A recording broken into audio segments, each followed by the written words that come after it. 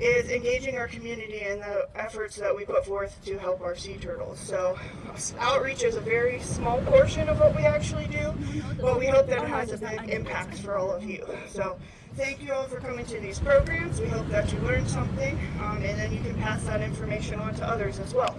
So what are 3 things we want to do for our sea turtles? Can anybody tell me? How do we want to keep our beaches? Go ahead. Pick up litter, so that's keeping our beaches clean. Anybody have another one? No pollution, so that falls under the clean as well. No pollution. What about lights? What do lights do for sea turtles? They put them off track. Yes, so they can make them disorient, which means they go off track. So they can go up into the dune and go over the dune. So we've got the dark, we've got the clean, and what else do you think the turtles need? No holes, no sand castles. They like it nice. Do they like lots of bumps, or do they like it flat?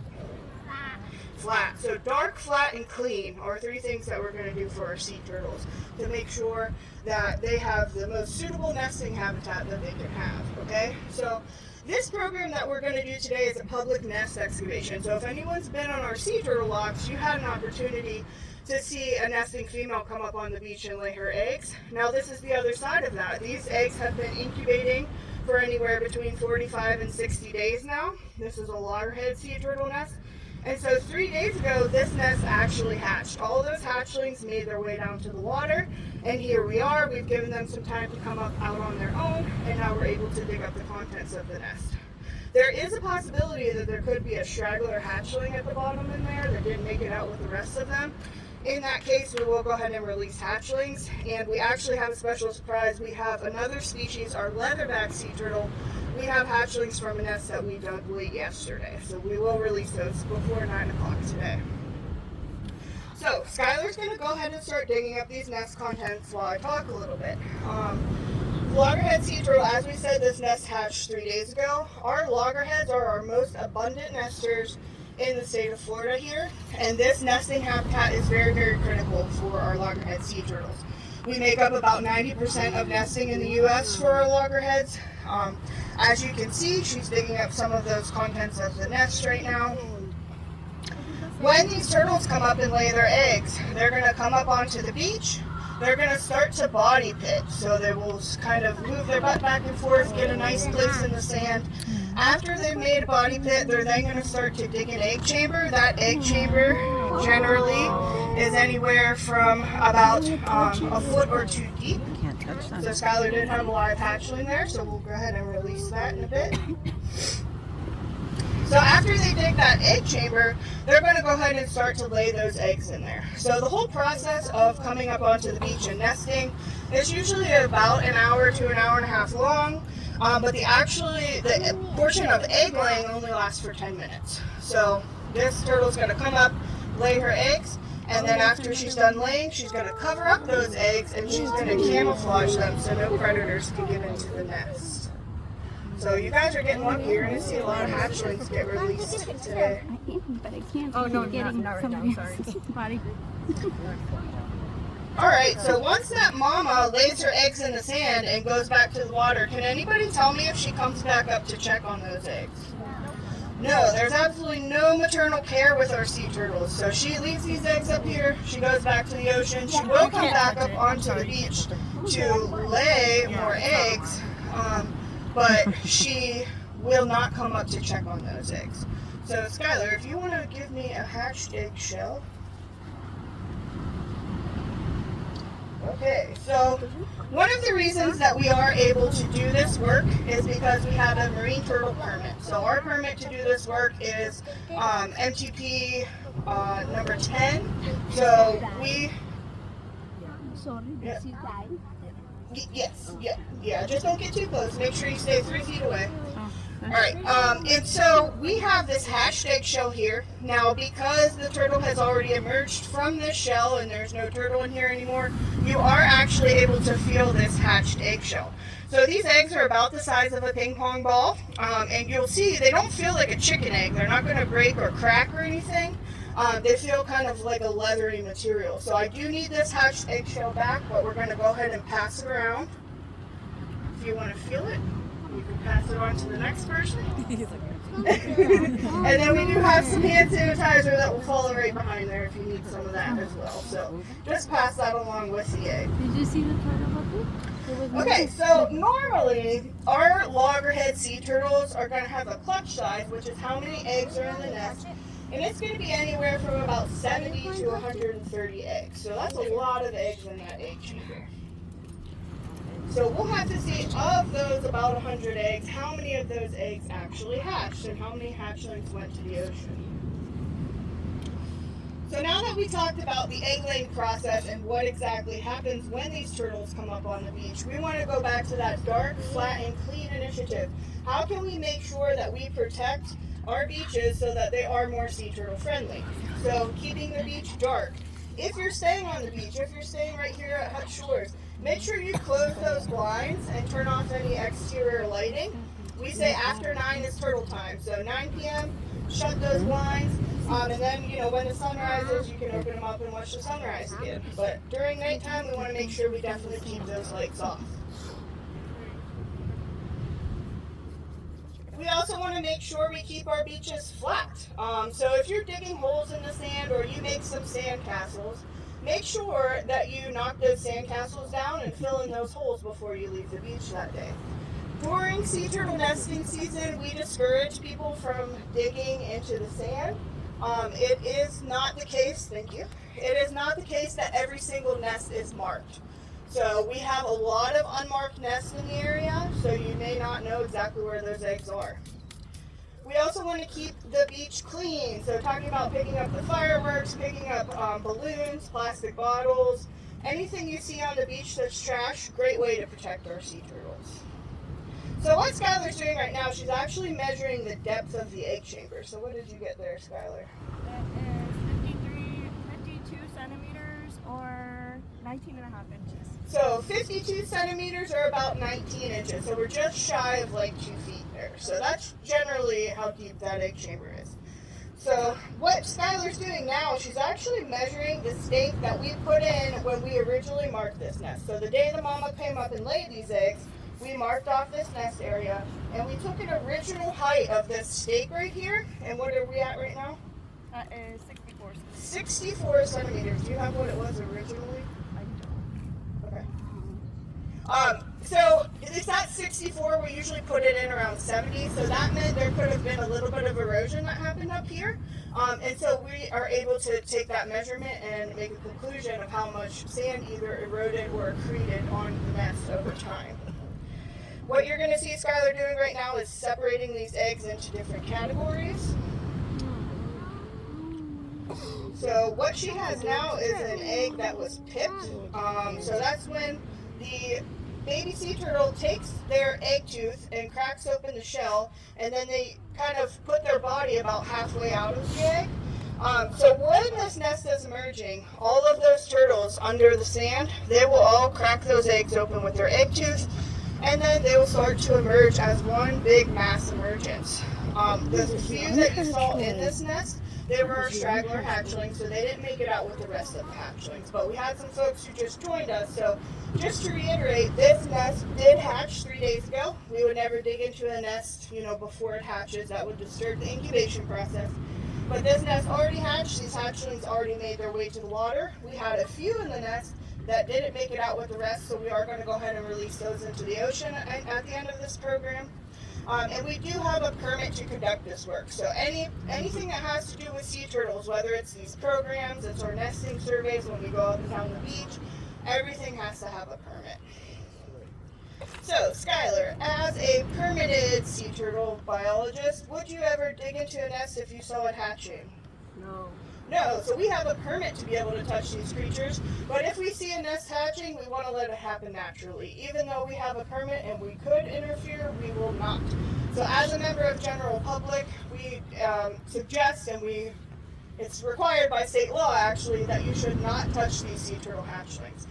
If you see a hatchling that's out in the middle of the beach, it's really, really hot, and that hatchling is struggling, do you think that that might be a situation where you could call for help? Yes, so those hatchlings, they could get very dehydrated. It might be a situation where the dispatcher says, hey, can you run that turtle over to a rehabilitation hospital? FOS, Florida Oceanographic Society, actually has a cooler outside of the facility where you can place those straggler hatchlings in. We often get calls from lifeguards, hey, I had a member of the public bring a hatchling up to me, can you come get it? So those are some of the people that you can utilize on the beach if you're seeing things like this.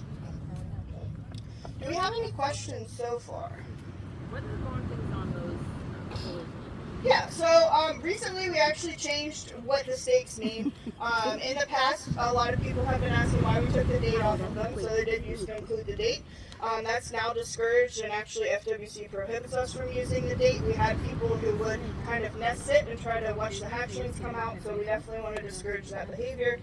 The top number is just a code. It's a number. It's the number that the nest was laid in.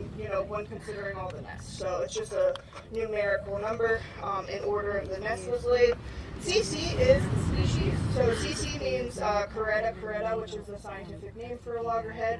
And then we just have different zones. So the last marking on there is which sea turtle nesting zone you're in.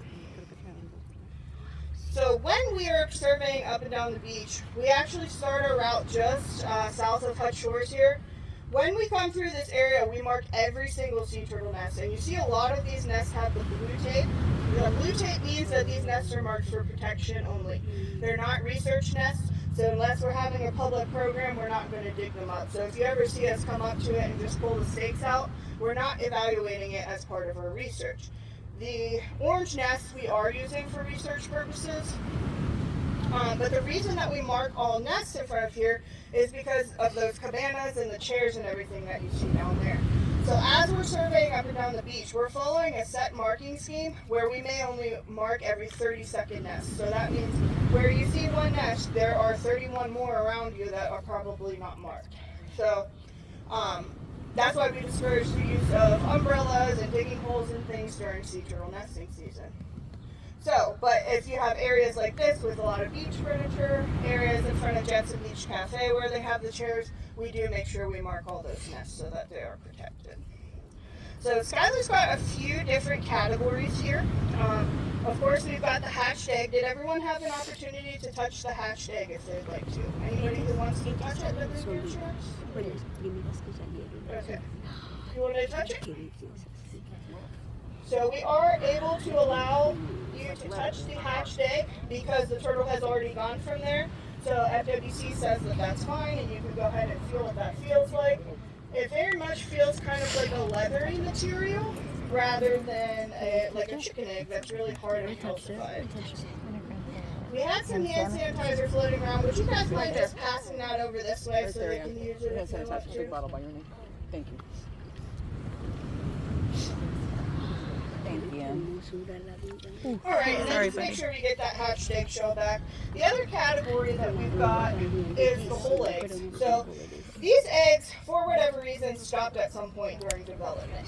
So if I feel around in this egg, I do feel that there is an embryo in there. So this egg developed at least somewhat. But if it hasn't hatched by the time the rest of them have hatched, it's done incubating and it won't be hatching, which is why we can go ahead and dig that up. Thank you. So this one, in comparison to something like this, I can tell that there is absolutely no embryo in here. It may have not even been fertilized. Not all eggs are actually fertilized. But if we were to open this up, it'd probably just be like a yolk in there. So there's that. And then, of course, we've got some of our stinkier eggs, which are broken eggs. Those ones generally will attract predators and things like that. Luckily for this nest, we didn't have any situations like that, no natural predators. It was laid far enough from the tide that it wasn't really impacted by the tide or anything. Alright, can someone give me a time check? What time is it right now? 8:41? Okay. So what we're going to do is we're going to go ahead down to the water and release hatchlings. We want to get those hatchlings in the water before 9 o'clock per FWC. So we're going to release the hatchlings, and then Skylar's going to come back to count up the nest contents, and she can tell us what the hatching percentage is for this nest.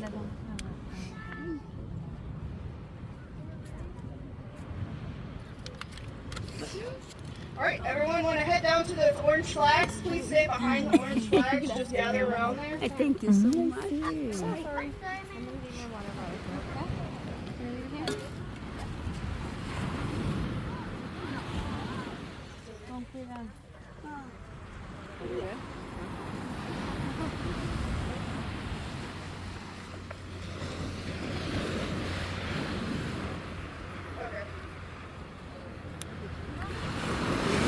That's okay. I'm not bad.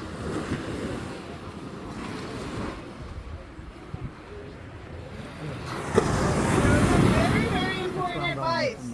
If the water decides to come up past our flags, I need everyone just to stand still, okay? Don't try to back up and get out of the way. You're more likely to step on a hatchling if you're moving your feet. So if the water comes up, everybody don't move, okay?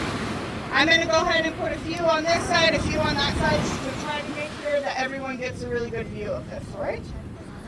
So we talked about, we've got a few different species here. We've got our leatherback sea turtle.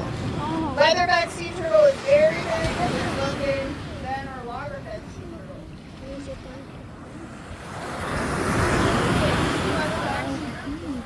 Sit down. And then here's the loggerhead sea turtle actually. So the loggerhead was the one we just got. So they might need to wake up just a bit. They might be a little slow moving. So over here we've got the leatherback sea turtle. Oh, sorry. It's okay. Flat.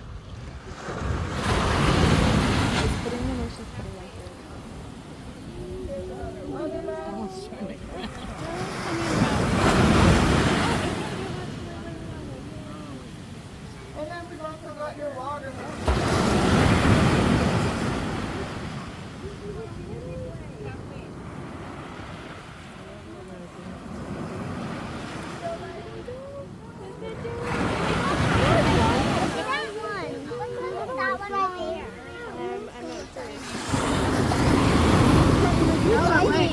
Oh, look, that one's getting washed away.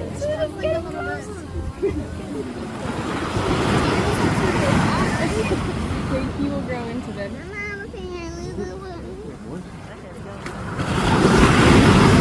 He's gonna make it. I think he's gonna make it.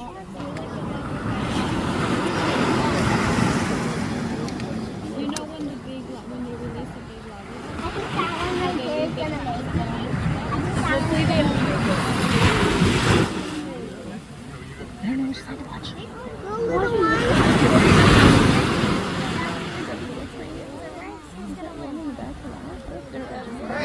at this one. Look at these ones. So young. For loggerhead nests, they are. Oh, look at these ones. So young. Oh, look at these ones. Remember, they were down in that dark, deep nest cavity, so they're kind of sleepy right now. The little one, he's going fast. The little one's moving. Sebastian, the little one's going the ledge. Yeah. The little guy. Yeah, he's almost there. So fast. In a big wave. So, if you look at some of the key differences between our loggerheads and our leatherbacks, you can tell me about See any differences? it. First thing, coloration. So the leatherbacks and the more brown-colored turtles are our loggerheads.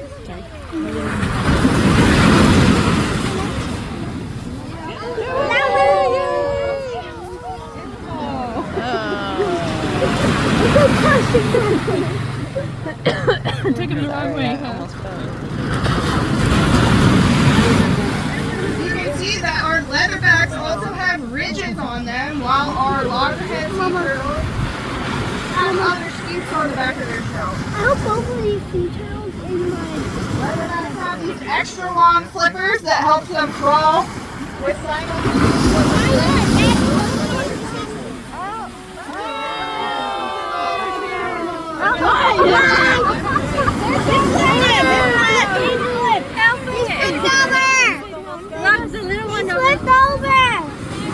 What? He was like the last one put down. How's he all the way over there? So generally they can right themselves up.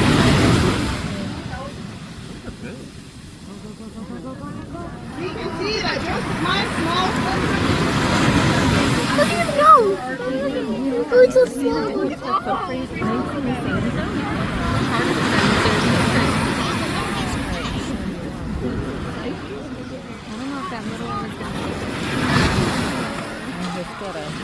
The logo song.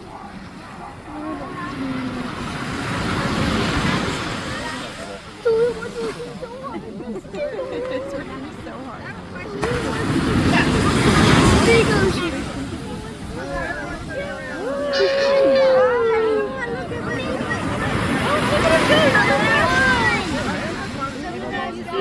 Right here. You see it?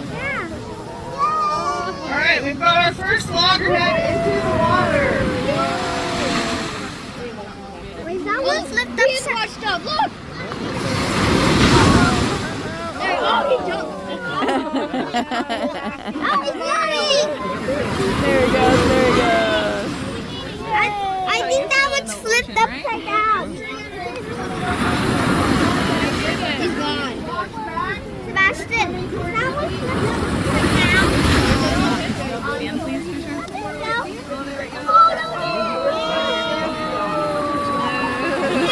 Gotta take him. Wait, look, little one! They're taking. Let's taste that ocean water. Ready? Poor guy. I'm ready to touch it. Like that little one's over there. Falling on the beach is extremely important. These hatchlings are actually imprinting on this plant so they can wear them back to in about 25 to 30 years. All of your babies that you're releasing right now will come back. Sebastian, look. That one's how many years? Sebastian, About look. 25 to 30 Sebastian, years. look. Up there.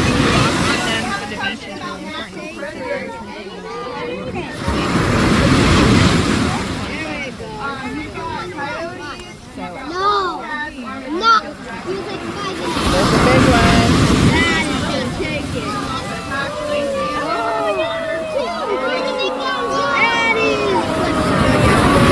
As they enter the water, they've got fish and sharks that are creating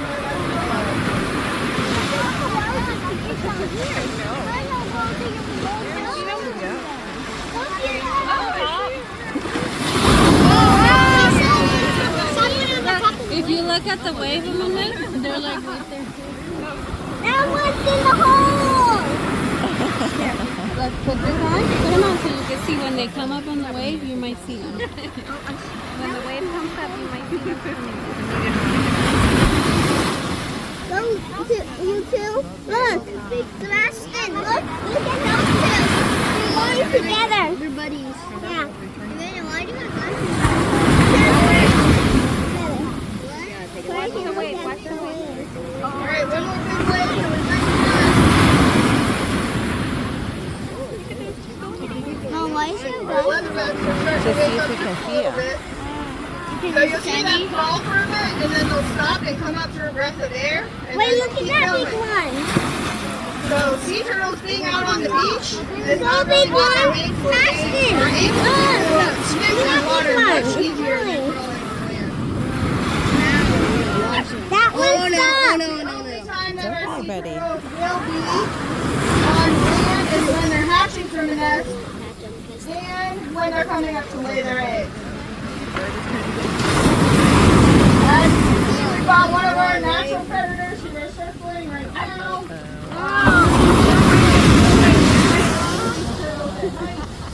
And then we're going to head back to the water.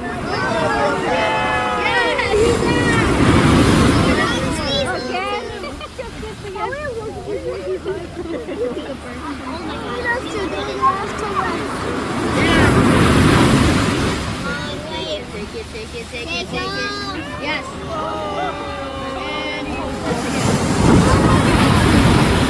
They both got flipped over.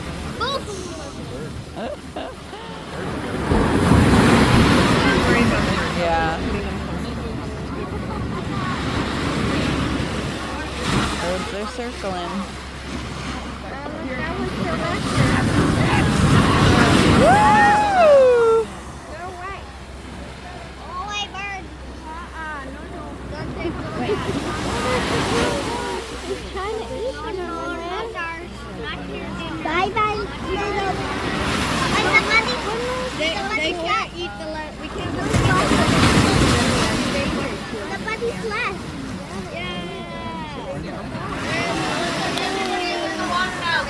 that just a little bit because we got to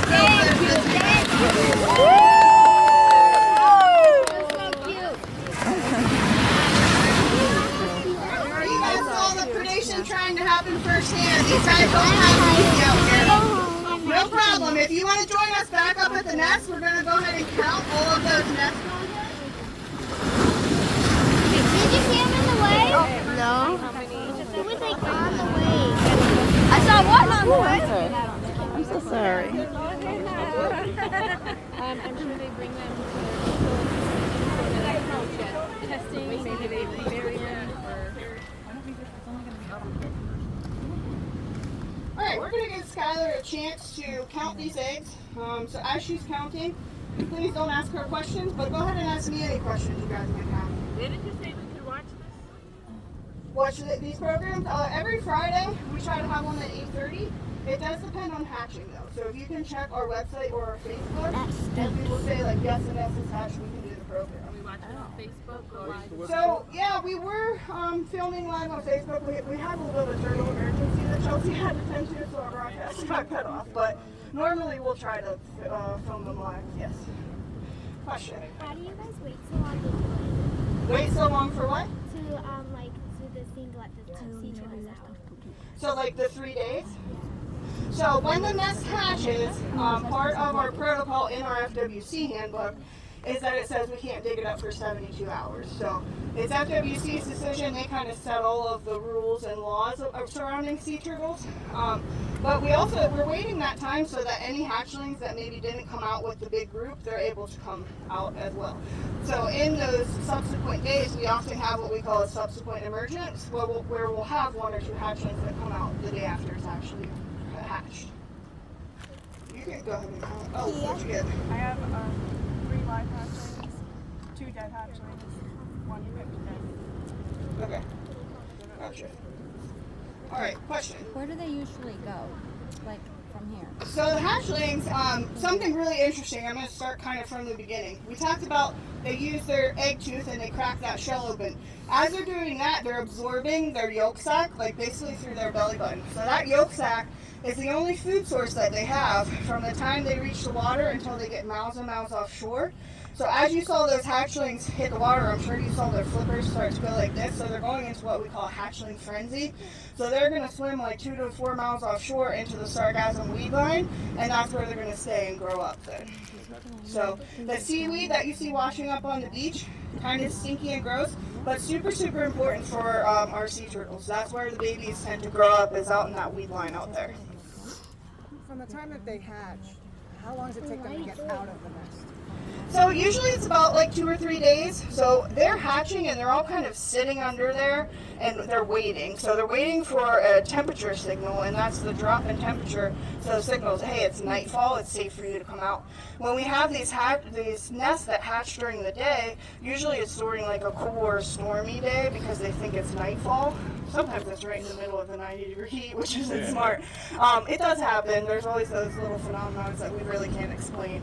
But what they're really waiting for is nighttime. Nighttime is going to be less predators. Nighttime is going to be less predators, and it's going to be obviously not as hot, so they won't dehydrate as quickly and won't get as exhausted. Do you have another number for me yet? 31 whole. 31? All right, Skylar's just counting up our hatched eggs, so we've got time for a few more questions. Anybody else? Usually, how many eggs are like per nest? So usually it's about 70 to 130. Right now we've got, we'll have to see how many hatched eggs we have. But we're at 34 right now.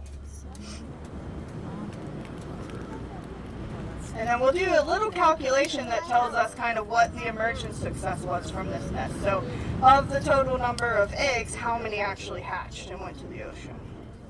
75 hatched. 75. So 75 and 31. I gotta do math. This is a good thing. Let me see. Want to use my phone? No, I'm okay. 106. And then one of those, 107.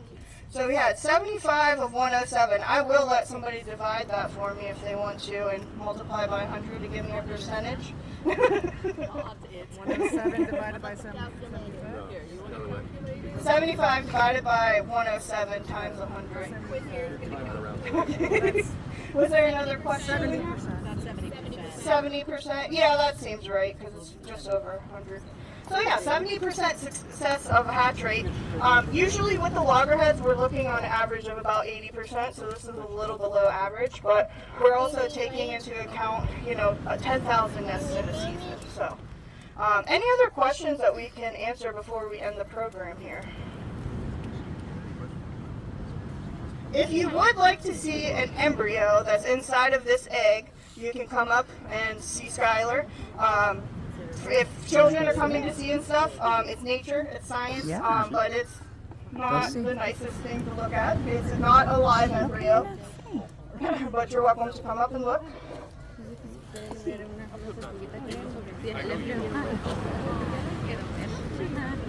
Just be careful you don't fall in that egg chamber right there.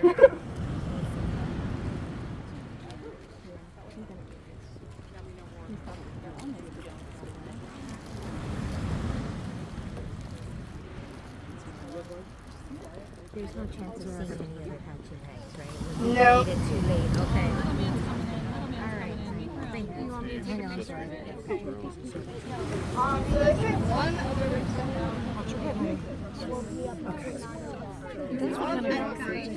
That's nature. You looked gross when you came out.